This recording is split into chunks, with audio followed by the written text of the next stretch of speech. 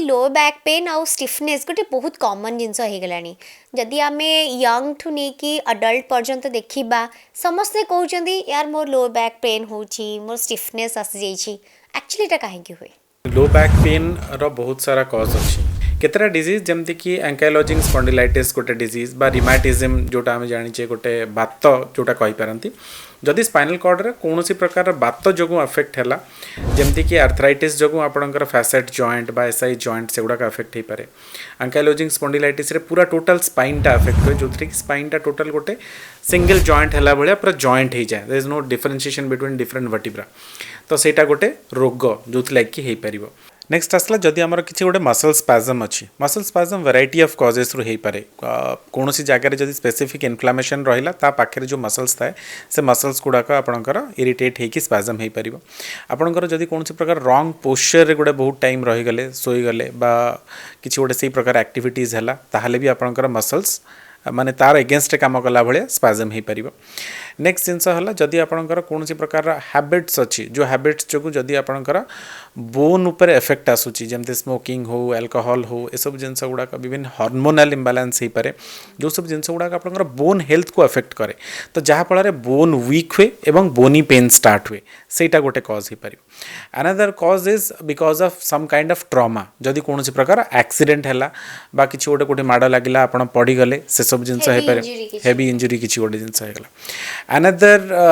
Very common है आपणकर किसी गोटे एक्टिविटी लाइक हठात कि मुझे तले गोटे भारी जिनस अच्छी हठात कि उठे देली विच कैन बी ए कज ऑफ माने आप स्लिप डिस्क जोटा आम नॉर्मली जानचे सेमती किसी गोटे जिनस हो पार सो युवाक गोटे ब्रॉडली जदि आम डिवाइड करवा आर the causes for back pain and as well as stiffness सो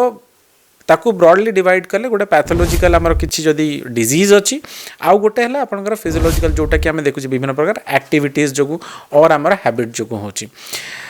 आउ गोटे सब बड़ जिनस हूँ दैट इज एज रिलेटेड माने यंग एज रे आमर सब जिनस परफेक्ट थाए बट जितेबाला एज बढ़ी बढ़ी चले से डिजेनरेशन देखा जाए स्पाइन रे डिजेनरेशन हेल्ले कौन हम ना आपंकर जो स्पाइनल कॉर्ड दीटा आमर मझे मैंने वर्टिब्रा मझे जो डिस्क अच्छी डिस्कटा डिजेनरेट हुए तो धीरे धीरे तार हाइट कमी जाए हाइट कमिले जो न्यूरल फोरामेना जो पटे देखिए आपंकर नर्व गुड़ाक बाहर से गुड़ाक कंप्रेशन हम कंप्रेशन हेल्ले आपंकर रेडिएटिंग पेन गोड़े बा हाथ में हो पारे जोटा को आम नॉर्मल लैंग्वेज रे slip disc and sciatica pain कहूँ स्पॉन्डिलाइटिस कहूँ तो ये प्रकार पेन देखा जा पार जोटार मेजर कज हूँ डिजेनरेशन बा is a natural ageing process जो हो पारे सो युवाक आमर मुख्य कारण जो जो आपंकर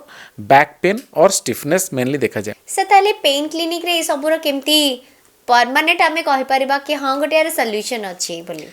देखो बैक पेन पर से कह गले ट्रीट करिया बहुत डिफिकल्ट इट्स वेरी डिफिकल्ट आपंकर जदि पैथोलॉजिकल कज अच्छी आम जानिले गोटे रोग अच्छी जोटा आम स्पेसिफिक केतेटा टेस्ट करा हुए जमती एंकाइलोजिंग स्पॉन्डिलाइटिस अच्छी आप HLA-B27 टेस्ट करेले केतेटा मार्कर अच्छी जमती कि CRP ESR uric acid rheumatoid factor anti CCP ये सब टेस्ट रु आम जानि परिबा जे केमती स्टाटस अच्छी माने कज जदि से किसी मिलूँ के जनकर मिलेनि भी टेस्ट नेगेटिव आसे किंतु सिम्टोमेटिक थाए तो मेडिसिन देले रेस्पॉन्ड करे तो ये रोग गुड़ाकर ट्रीटमेंट मोर और लेस इज मेडिसिन से माने कौन सी जगह को जातु पेन क्लिनिक को आसतु कि अलग जेकोसी भी जगह को जातु से मुख्यतः ट्रीटमेंट होची मेडिसिन ताकू छाड़िले बाकी जिते सब जिनस रहा से गुड़ाक गोटे होलिस्टिक अप्रोच आपको दरकार माने बैक पेन खाली गोटे मेडिसिन खाली फिजियोथेरापी बा खाली आपंकर किसी गोटे इंजेक्शन देदेले ठीक है सेमती ना you need a comprehensive approach for that so बहुत सारा डिपार्टमेंट आपको मिसिकी काम करिया पड़ो आमर प्रथम रूल हुए कौन पेन क्लिनिक रे फर्स्ट इज डायग्नोसिस गोटे प्रॉपर डायग्नोसिस दरकार जो जा फल आम जापर जे कज कौन रूट कज कौन ताकू धरिकी किछिटा मेडिसिन्स दे पारिबा एवं सेकेंड जिनस हूँ जदि तापाई किसी दरकार पड़ला आम फिजियोथेरापी एडवाइस करिथाउ जोटा कि इनिशियल स्टेजेस रे पेशेंट को कुआ हुए कंटिन्यू करने केतेटा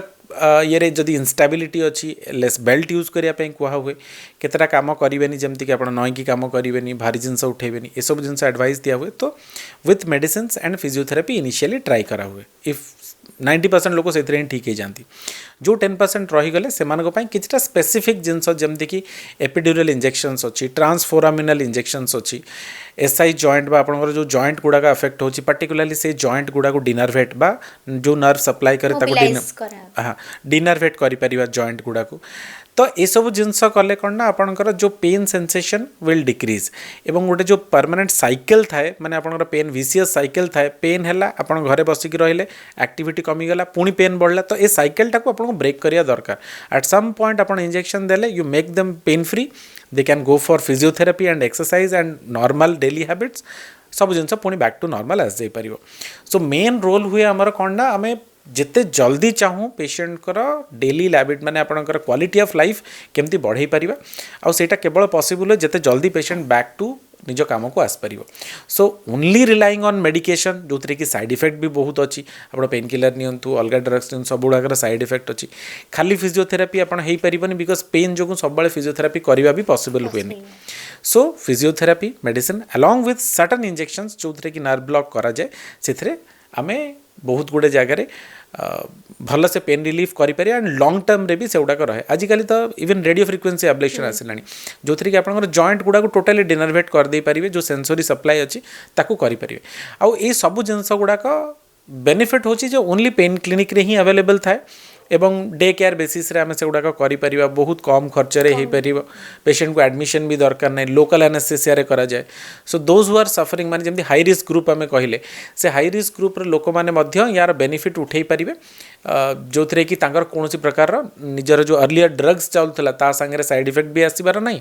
कि कोनोसी प्रकार रो आ कॉम्प्लिकेशंस हबार भी चांसेस नहीं।